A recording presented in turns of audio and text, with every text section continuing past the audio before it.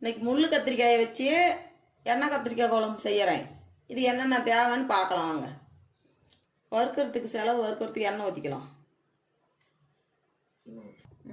சின்ன வெங்காயம் ஒரு கைக்கு போட்டுக்கலாம், வறுத்து எடுத்துக்கலாம். அது கூட ஒரு ஸ்பூன் கொத்தமல்லி,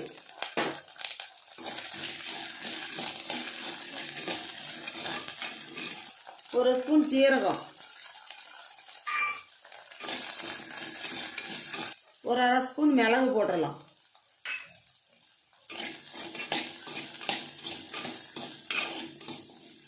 நான் காரத்துக்கு ஏற்ற மாதிரி போடுறேன். 4 வரமிளகாய்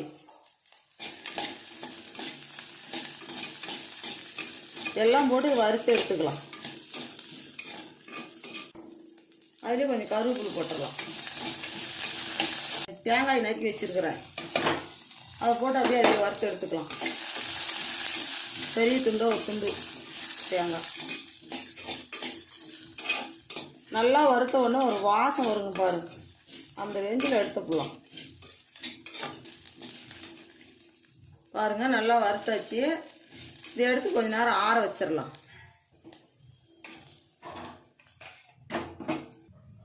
நான் ஒரு கத்திரிக்காய் தான் எடுத்துருக்கிறேன், பெரிய கத்திரிக்காய். அதாவது ஒரு எலுமிச்சம்பழம் சைஸு புளி ஊற போட்டுடலாம். இந்த மிக்சியில் எடுத்து போட்டு அரைச்சிக்கலாம். வறுத்து வச்ச செலவெல்லாம் ஆறிடுச்சு, மிக்சியில் போட்டு அரைச்சி எடுத்துக்கலாம்.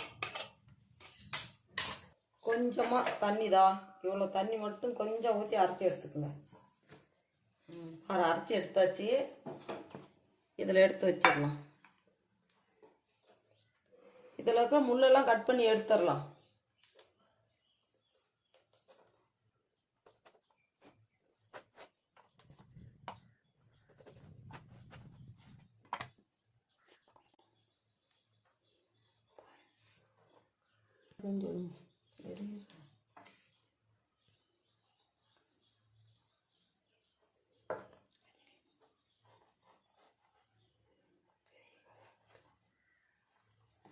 பெரிய காயாக இருக்கிறதால அப்படி கட் பண்ணி எடுத்துக்கணும்.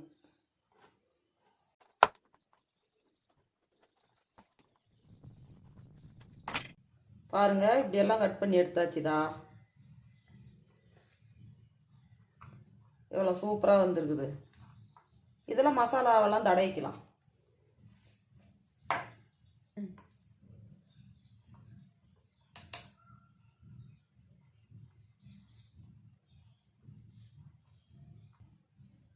பாருங்க, எல்லாம் தடவி எடுத்து வச்சாச்சு.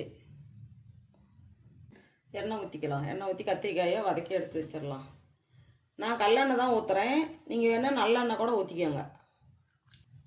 எண்ணெய் காஞ்சிருச்சு, கத்திரிக்காயை போட்டு வதக்கி எடுத்துக்கலாம். அதில் எண்ணெயில் நல்லா திருப்பி விட்டு வதக்குங்க. நல்லா வதக்கி எடுத்துக்கணும்.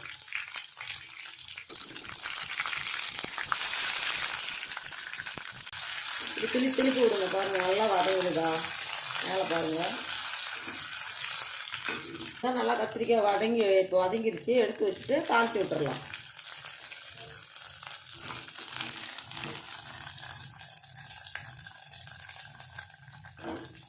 பாருங்க எப்படி வதங்கிடுச்சு. கொஞ்சம் கடுகு போட்டுடலாம். வெந்தயம் கொஞ்சம் போட்டுடலாம். ஒரு 4-5 பல்லு பூண்டு போட்டுடலாம். அதில் கருவேப்பிலை போட்டாச்சு. இது நல்லா வதக்கி விடலாம். இது வதங்கட்டும். அதுக்குள்ள ஊற வச்சுருக்கிற புளியை கரைச்சி எடுத்துடலாம். புளி கரைச்சல் அதில் ஊற்றிக்கலாம்.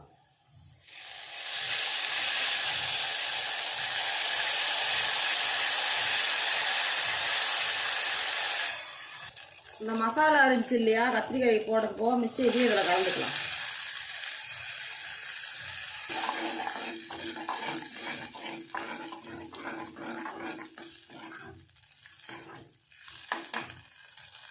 இன்னும் கொஞ்சம் இதில் தண்ணி சேர்த்துக்கலாம்.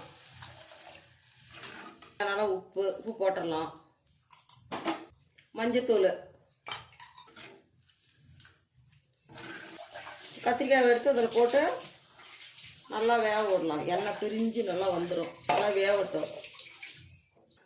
பார்க்கலாம் வெந்து போச்சாங்க.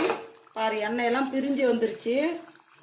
காய் அப்படியே வெந்து குழண்டு போயிடுச்சு. எப்படி வெந்து போச்சு, எண்ணெயெல்லாம் மேலே பாரு பிரிஞ்சு வந்துருச்சு. இந்த அளவுக்கு வேக விடணும்.